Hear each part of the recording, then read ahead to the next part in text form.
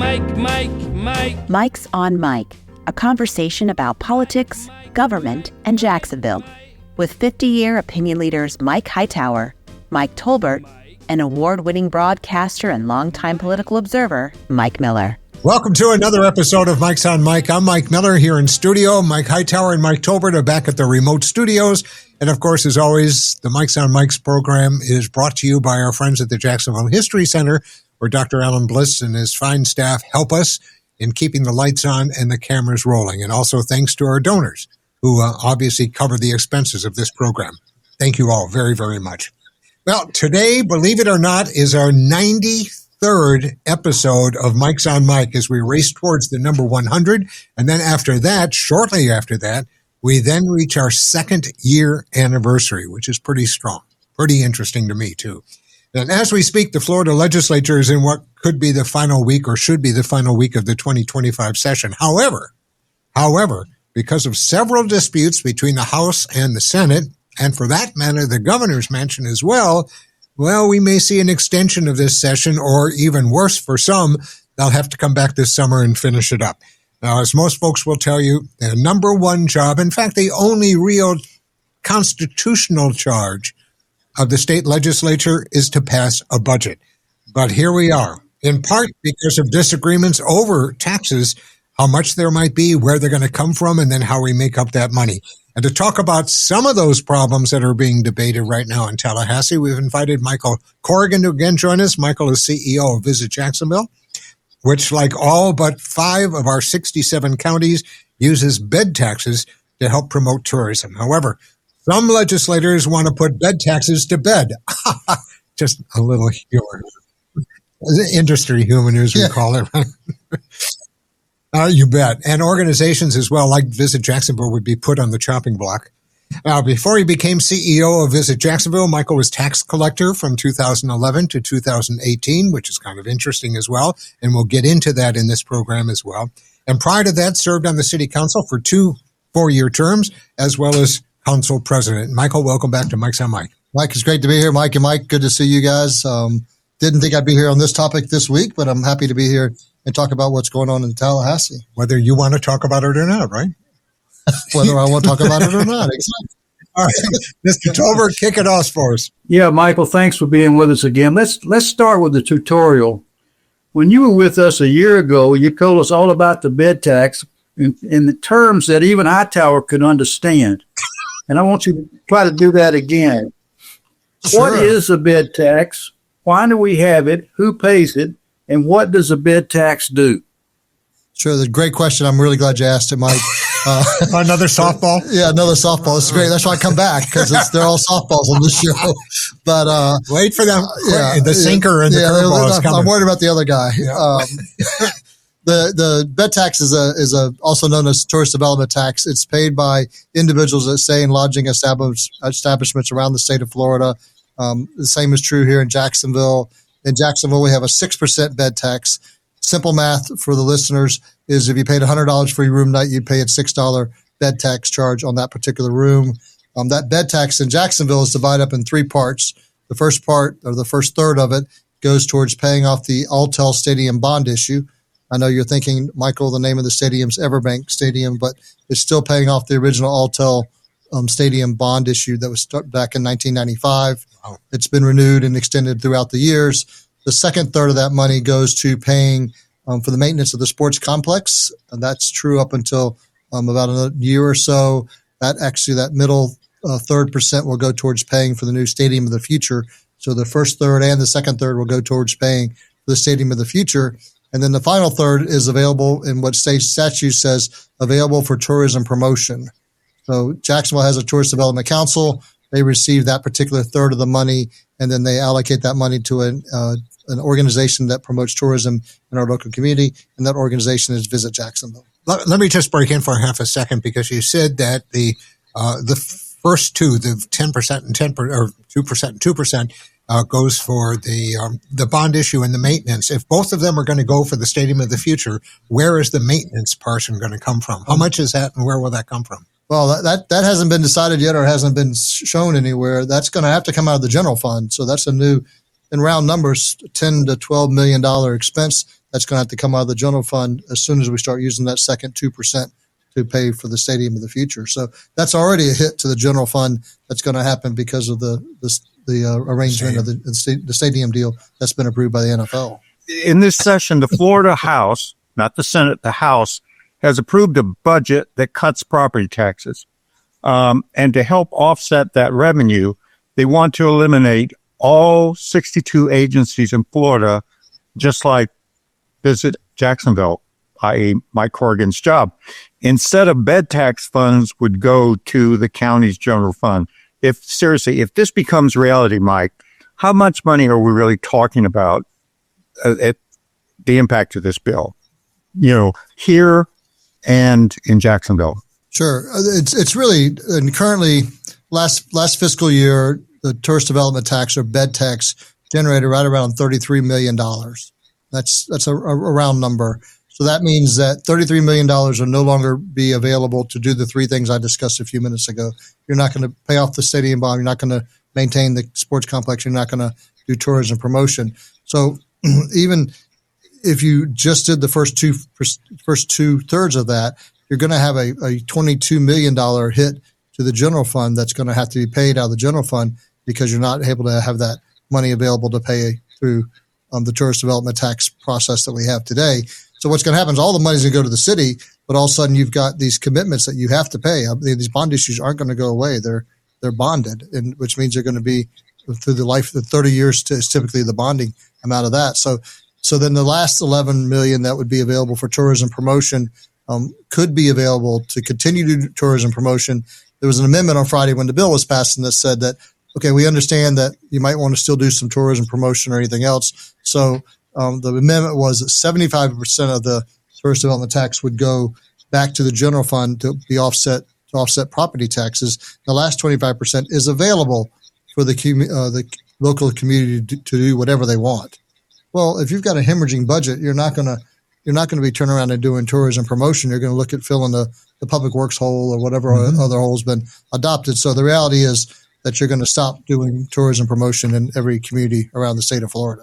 And you came out with an article too that says that the bed tax and the amount of tourism that's generated as a result of that equates to $540 million worth of tax revenue that comes into the city. Is that correct? Yeah. Wow. Exactly. So that's amazing. It's a lot. I mean, the city's getting quote unquote getting $30 million, but you're going to lose $540 million. Wow. So I mean, it's kind of crazy. I mean, each home in Jacksonville, if you eliminate tourism, would pay $234 more in taxes because of what's offset by everything else that tourism does, way beyond what Visit Jacksonville directly does. So, this proposal, you might save some $20 or so on your property taxes by this proposal, but you're going to have a huge tax burden on the other side. And we're not even talking about the quality of life that's going to happen or lack of quality of life that's going to happen if this was to go through. Because, and I think I said this last time, think of your favorite restaurant that you go to. It doesn't make it without visitors coming in. Yeah, they do okay on Thursday, Friday, and Saturday night, but Sunday, Monday, Tuesday, Wednesday, you're counting on outsiders to come in and make that up. So all of a sudden your quality of life is going to go down. If you're a young family that gets children to get to the age that you want to go get your first job, the attractions, the restaurants, the museums, they hire a ton of people that are entering the workforce, and those places aren't going to be there anymore because there's not going to be enough people to keep the doors open. Mike, as a follow-up, I'm sure that the tourism industry here in Florida has done some research about the impact of all this, and as you've just pointed out, we read some information that in 1963, when Colorado eliminated its tourist budget, it cost the state $2 billion with a B in annual revenue. What is the annual estimated impact in Florida for that kind of revenue? Do you have any idea? Now, I don't really know the Florida number, Mike. I'm happy to look it up and get it to you guys later on. But I can tell you, in Jacksonville alone, there's a $4.1 billion direct spend that's related to tourism. So, and Jacksonville's not the biggest tourism community in the state. I was going to say this is nothing. That's nothing. I mean, I can't. I mean, I wouldn't even garner to guess what it is. But and I want a full disclosure. I don't want people to think that every single tourist or visitor is not going to come here I mean, Jacksonville, the last survey we did was just completed in January. Half the tourists come to see family and friends. So if you eliminate tourism marketing, you might still have that half might still come to here. They're going to have less options because you're going to lose some of your amenities because of lack of visitors. But you're still talking about a $2 billion hit to your economy that's going to happen after family and friends are skimmed off the top of it. So it's a lot more money and a lot more impact than people really think it is. And that's why this particular proposal is so devastating to the state of Florida. You know, we've all been around a while. You might remember a couple decades ago, they went after the boat building industry because the yacht manufacturers were making so much money in Florida. Well, they all left. And all of a sudden you had this huge, you had your unemployment went up and you had all these people that couldn't find jobs and you had the industry that disappeared and they were flabbergasted that the industry left the state when you started punishing them. Yeah. Well, California is salivating that we're going to mess up tourism because all California tourism people say is we got to catch Florida. We got to beat Florida. Well, if we eliminate all the marketing that we're doing in the state of Florida, California will catch up to us pretty quick. And, that doesn't even address the number of jobs that would be impacted by this. I mean, if hotels are no longer doing well on Monday, Tuesday, and Wednesday, for instance, then they're going to have to cut back on their employees and the services that they're renting. And you can't blame them for doing so. You're not going to clean rooms that haven't been lived in. And you're not going to be serving at bars or in restaurants or any of the other amenities that go along with the hotel. So it's really not just that we wouldn't get the same amount of tourism as we now enjoy. It's also all of the jobs that are connected, at least partially, if not totally, on the tourism industry. Yeah, 56,000 jobs in Jacksonville are associated with tourism. You're not going to lose 56,000, but if you lost 10,000, if you lost 10,000, how many of us have a friend that would be directly affected by that? I guarantee you, we know somebody that would be directly affected by that. The other part of that, if you even take it one more step, is when you're talking about those people, 10,000, most of those people are in service jobs. Well, that's one of the reasons why we're building so much of the housing that you're seeing going up all over in Jacksonville now is the quote, it's supposed to be affordable for those folks. So if there's no jobs, I mean, we're going to end up with, the collateral damage, so to speak, is unbelievable. Just for clarification, this is in the House budget bill, not in the Senate bill, correct? That is correct. It's in the House budget bill. It went to the floor of the House on Friday. The amendment passed. That was the budget amendment proposed by Representative Duggan. It passed pretty much by party lines. There were a few Republicans that voted against it, but it whizzed through. It wasn't like it was close at all. It's not in the Senate's budget package. There's a separate bill that relates to sunsetting local option taxes that is in the Senate. That's another conversation, but no, it's this particular change to TDT is not in the Senate package or the Senate. I did understand you say that this bill that we're talking about, this was advocated and put in by our local representative, correct? Wyman doing it. Yeah, Representative Duggan, who's the chair of Ways and Means, is the author of the amendment that passed on Friday. And, you just answered my next question, Michael. I was going to ask you whose bright idea this was. So it's Representative Duggan's great idea. That's going to be a good campaign platform when he runs for mayor. Well, I'm not going to say it's his idea. He's the one that introduced the amendment. That's all I'll say. What kind of support does this have in the Duval delegation? Who thinks it's a good idea in the Duval delegation, and who thinks it's a bad one? It's pretty much split on party lines. The Republicans voted for it and the Democrats on the voted House against side. it.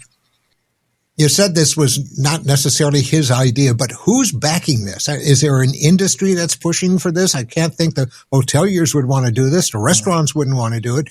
Who would want to do something like this? No, that's probably the most interesting part, Mike, is that when there's constantly, almost every session, almost every industry has somebody that's trying to make a change to that particular industry. It's always interesting. It's called a lobbyist, Mr. Hightower. Yeah. But in this special interest. There is no special interest that's anti-tourism that's driving any of this. It's typically success is what's breeding the attention it gets. Tourism's so successful in the state of Florida, especially if you're talking about Central Florida, and they get picked on a lot because they make a tremendous amount of tourist development tax. You can imagine how many hotel rooms are in Central Florida with the amusement parks. and how much revenue they're bringing in. So they always begin it and kind of make it, the central thing. And I get that people are still going to go to Central Florida to the amusement parks, not near as many, but enough that they'll be okay.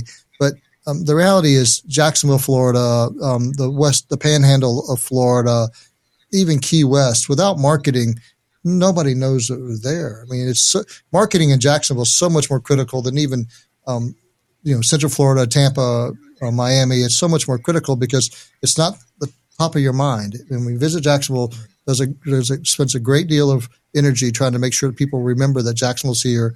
We're the most affordable Florida destination there is, and it's super important for us to tell that story, because if we don't tell it, the visitors aren't going to come. And I would think Daytona would probably be as much in our court than they would be in Orlando or Miami or Tampa, because, I mean, certainly back in the 60s and 70s, anyone who was a teenager in those years knows Daytona Beach. Sure. But as we've gotten older and the emphasis is not as much on Daytona, they're not making movies about it anymore, where the boys are.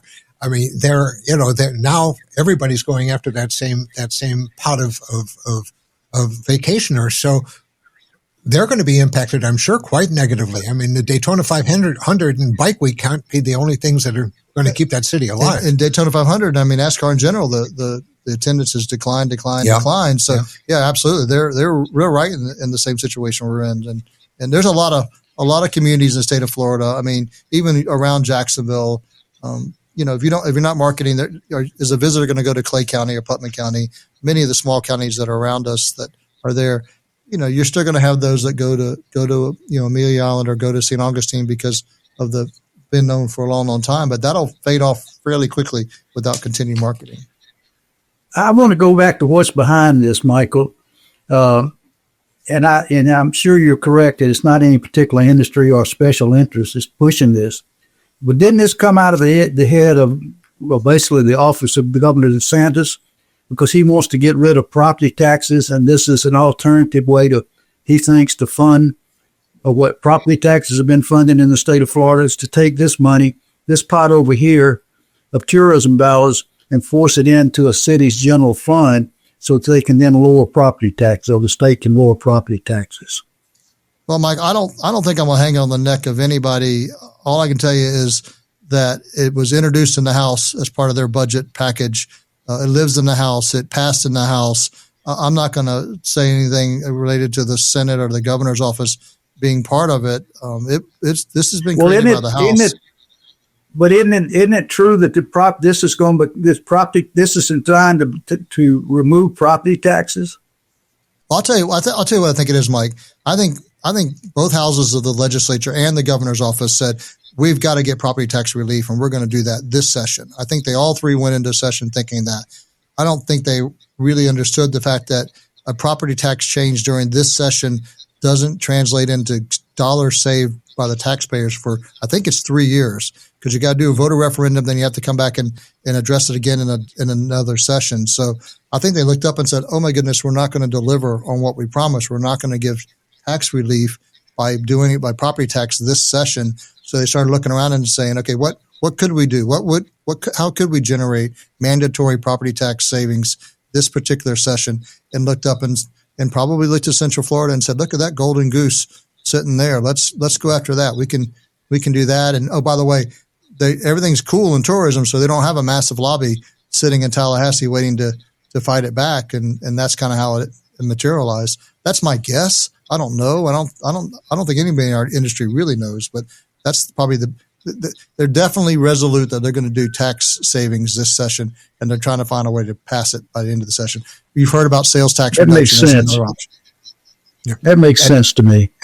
And speaking of that, and going back to your experience as tax collector and even city councilman before that, if these cuts do become reality, and if they pass, the governor signs it, where are cities like Jacksonville going to find a way to make up that revenue? We still have the expenses. We still have the obligations, as you pointed out. So we got Better Jacksonville plan that's still out there. We're paying those bonds. We're paying them on the stadium and all the others that we have going. So what are we going to do? What venues would the city have available to them to make up that revenue? I've been finance chair. I've sat on the council for 8 years. Yep. I don't know. I mean, Jacksonville is not the tax hog that other parts of the states might be. I mean, our tax base is really, really low compared to the rest of the big cities in the state for sure. And there's just not any other places to go. We've now have handcuffs on, and they're just, to me, this session's about whether we should put shackles on them too. And that's really where we're at in this process. Is Tallahassee at this point thinks they can run the government better than the local government, and they're trying to help us do that. And I'm not so sure we want help. Yeah, Mike. Given the fact of being a sports state, I got to believe that there are other counties here who have got stadium or ballpark or some sort of sports bonds that they would have to find another bucket to go to. Correct? I mean, it wouldn't be just us. Correct? No, you're going to have that. You're going to have that issue in Tampa, Miami, Orlando, Jacksonville. Go down to the spring training parks down in Central Florida. There's going to be multiple places that have that challenge as well, including our own. I mean, we're going to be doing it with our own stadium. We're going to have to pound that out, aren't we? Yeah, and talking about the baseball stadium now. If you're, I mean, I'm not a bond expert and won't pretend to be one, but how sure are you of backing bonds when all of a sudden your state can all of a sudden eliminate the funding method for them? They could, there's this other bill I talked about. It makes it where you have to renew local option taxes every 8 years, where your tourist development tax is what pays that bond issue on the stadium. Well, if it has to go to the voters every 8 years, bond issuers are going to be a little more hesitant to do that type of work. And you're making a good point, because bond ratings are extremely important when you're going to the street to try to get that money. And I mean, if that changes by 0.5% or by 1/4%, that's huge when you're talking about millions of dollars. Yeah, that's exactly where I was going to go. And remember, when we don't market tourism, there's less visitors coming, and therefore you're going to have less revenue coming in. So you're going to, it's none of it's good. And I'm hoping that calmer heads will prevail in Tallahassee. Mr. Hightower and I have gone over there a lot longer than me. And it's a process in Tallahassee, and it's never over until they drop the hanky. And I've offered to purchase a hanky and drop it as soon as possible, as long as we can solve this problem. So, it's session getting extended is stressful, and we haven't even talked, and I don't want to spend too much time on this, but think about, I run a destination marketing organization, Visit Jacksonville. That's what we are. And there's DMOs around the state of Florida. And as the CEO of that organization, I understand the Tallahassee process, but there's half of my team that doesn't understand it. They all they hear is that jobs are going to be eliminated. And, I can't tell you how many people that are in destination marketing around the state of Florida are on LinkedIn looking to see what other jobs are available, because they don't know what their future is anymore. They just purchased a car, they just purchased a house, and all of a sudden they've been told that they may not exist anymore. They may not have a job anymore. And so it's already having ripple effects in the tourism industry, and hopefully they get the solution. I mean, if they delay it a couple months, then it's going to be the nightmare, because I'm going to have a hard time keeping my people motivated to do their jobs because they don't know what the future is. And that doesn't include what cuts might come our way because of DOGE, either at the state or the local level. We had DIA CEO Lori Boyer, who was a guest, to talk about downtown. And when she was asked what she would like to see built on the current, we're talking about the jail, which of course is supposedly over $1 billion operation to replace it. Another bond. She said, which was sort of shocking, what she'd like to see is a convention center on that site. If this bed tax is diverted to the general fund, from your perspective, tax collector, city council, which all has to go through, what does that do to the idea of building a convention center in Jacksonville? I mean, it's all related, and it's probably a rhetorical question, but I mean, the consequences to all this are far-reaching, I would bet, beyond. Well, it's very far-reaching, because that idea dies the day that the bill passes. I mean, that you wouldn't nobody's going to build a convention center. Fortunately, we paid off our convention center.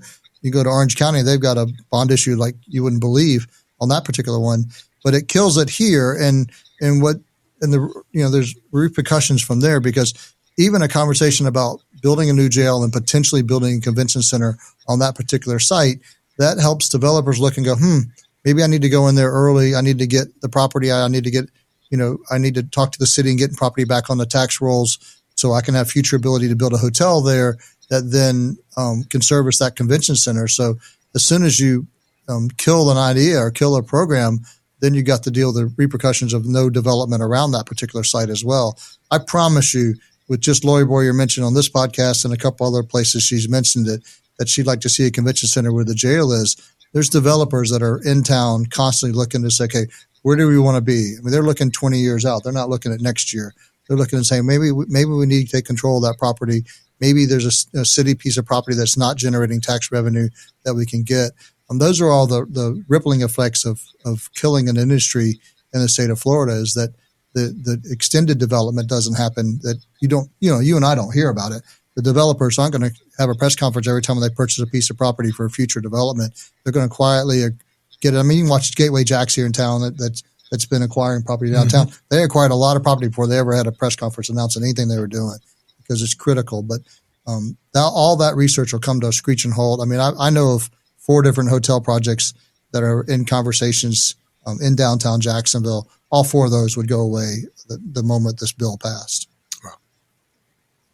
How we would make up for that money, nobody knows. I don't even know if we have the right to find a way to do that, to be honest with you. You got to be smarter than me to figure that one out. So I think I read somewhere this morning that the House Speaker has now said that the property tax issue is going to be put off until the next year's session, that they're not going to address it.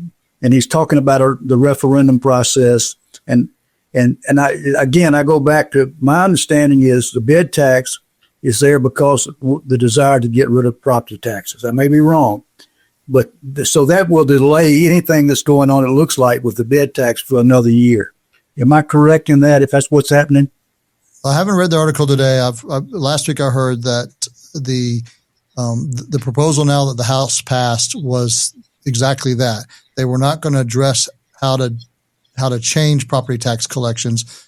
That's why they went to the direction that Representative Duggan did. And that amendment was to say, okay, we're going to give you this additional revenue, but you have by state, we're going to demand that you lower your property tax revenue by that much. So without having to go through the process of modifying property tax structure, they were able to find a property tax savings for that method. It may not even be end of the day, a legal way of doing it. I don't know.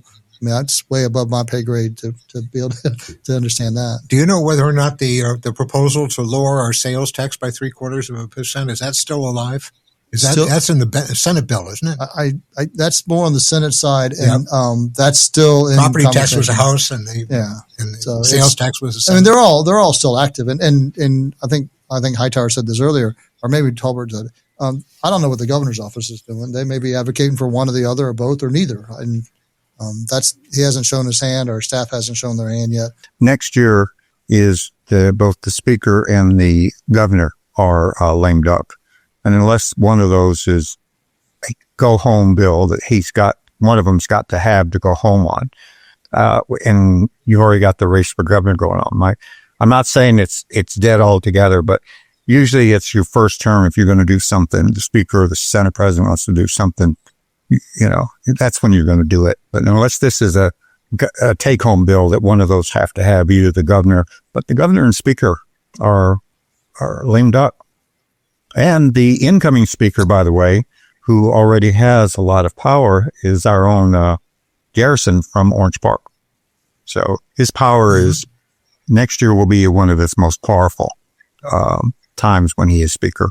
Do you want to give odds on whether or not this bed tax is going to go away this year? No, I don't give odds. I will tell you that that I tell everybody monitor it, keep make sure you pay attention to it. It's got a long way to get to the finish line, which I'm glad about. And I told my team this morning when I met with them, many of them worried about their future at Visit Jacksonville. I said, look, we're educating, we're communicating, but we're not worrying. And there's no time to worry now. Continue doing the great work you're doing. Continue to pump dollars into our local economy. And if Tallahassee does something that affects the job we do, then we'll address that when it happens. Okay. Michael, thank you so much, as always, for joining us here on the show. Appreciate it. Yep. Wealth of knowledge. Great to be with you, Mike. Thank you all very much. And thank you for joining us as well. We'll be back again next week. And once again, of course, we're brought to you by the Jacksonville History Center. By the way, if you haven't gone over there, call over there and go there for a tour. It's a phenomenal facility, and it's just great that we have that venue here in the city. So for all of us, we thank you for joining us, and we'll see you all again next week. Mike's on Mike with Mike Tolbert, Mike Hightower, and Mike Miller can be found on your favorite podcasting platform, Facebook, and YouTube. Visit the website at mikesonmike.com. Join us next time for more conversation with Mike's on Mike.